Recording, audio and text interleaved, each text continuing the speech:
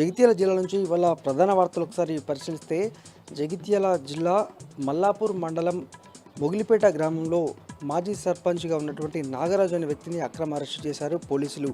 ఇవాళ ప్రజావాణి కార్యక్రమంలో భాగంగా ఇప్పటివరకే రుణమాఫీ కాలేదంటూ రైతుల నుంచి దరఖాస్తులు తీసుకొని ఇవాళ ఫిర్యాదు చేసేందుకు సిద్ధమయ్యాడు. ఈ క్రమంలో అతన్ని ముందస్తుగా అక్రమ అరెస్టు చేశారు. అయితే ఆయన ఒక సెల్ఫీ వీడియో రిలీజ్ చేస్తూ తాను ఏం తప్పు చేశాను, రైతు రుణమాఫీ కాలేదంటూ తాను ఇటు కలెక్టరేట్కు రావడమే తన తప్ప అంటూ ఆయన అటు పోలీసులను అలాగే ప్రభుత్వాన్ని తీవ్రంగా కూడా నిలదీశాడు. మరి ఈ ప్రభుత్వం ప్రశ్నించే వారిపైన ఉక్కుపాదం మోపుతుందని మనం అర్థం చేసుకోవచ్చు.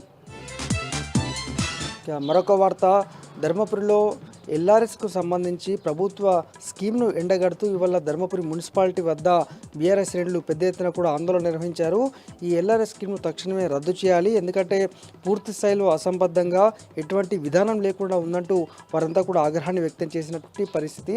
ఎల్ఆర్ఎస్ స్కీమ్ను రద్దు చేయని పక్షంలో తాము మరింత ముందుకెళ్తాము, తమ నిరసనలు ఉధృతం చేస్తామని సందర్భంగా బీఆర్ఎస్లు అయితే పేర్కొన్నారు. జగిత్యాల జిల్లా కేంద్రంలోని బైపాస్ రోడ్లో ఉన్నటువంటి శ్రీ లలిత కిడ్నీ సెంటర్కి సంబంధించిన యాజమాన్యం ఇవాళ బైపాస్ రోడ్లోని జంబిగద్దె వద్ద మెడికల్ వేస్టేజ్ మొత్తం కూడా రోడ్డుపైనే పడేశారు. దీంతో గమనించినటువంటి పలువురు తక్షణమే మున్సిపల్ సిబ్బందికి ఫిర్యాదు చేయగా అక్కడికి వెళ్ళినటువంటి వారు శ్రీ లలిత కిడ్నీ కేర్ సెంటర్కి సంబంధించినటువంటి వారే పడేసినట్టుగా గుర్తించి తక్షణమే అక్కడికి వెళ్ళి వారికి 5,000 రూపాయల జరిమానాతో పాటు మరొకసారి ఇటువంటిది రిపీట్ అయితే పూర్తి స్థాయిలో చర్యలకు సిద్ధమవుతామని చెప్పడం జరిగింది. ఇది జిల్లా వ్యాప్తంగా ఉన్నటువంటి వార్తలు.